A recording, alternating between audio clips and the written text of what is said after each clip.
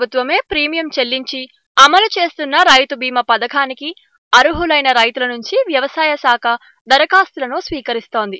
ఇప్పటి వరకు బీమా పరిధిలోకి రాని అర్హులైన రైతులు ఆగస్టు 1వ తేదీలోగా స్థానిక ఏఈఓలకు తమ దరఖాస్తులను అందజేయాలని సూచించింది. తమ పేరుపై భూమి గల 18 నుంచి 59 ఏళ్ల మధ్య వయసు గల రైతులు ఈ పథకానికి అర్హులని పేర్కొంది. 2022-23 సంవత్సరానికి గాను బీమా ప్రీమియంను ఎల్ఐసికి రాష్ట్ర ప్రభుత్వం ఆగస్టులో చెల్లించనుంది.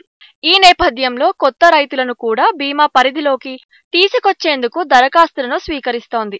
భూముల కొనుగోలు, వారసులు ఆస్తులు పంచుకోవడం తదితర కారణాల వల్ల ఈ ఏడాది రైతుల సంఖ్య సుమారు 5 నుంచి 7 లక్షల వరకు పెరిగే అవకాశముందని వ్యవసాయ అధికారులు భావిస్తున్నారు.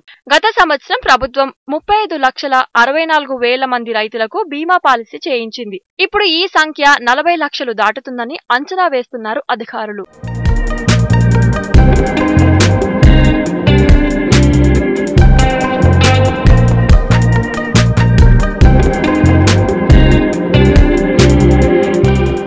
రైతులు ఏ కారణంతో మరణించినా సరే ఆ రైతు కుటుంబం రోడ్డున పడకూడదనే ఉద్దేశంతో ముఖ్యమంత్రి కేసీఆర్ 2018లో రైతు బీమా పథకాన్ని ప్రవేశపెట్టారు.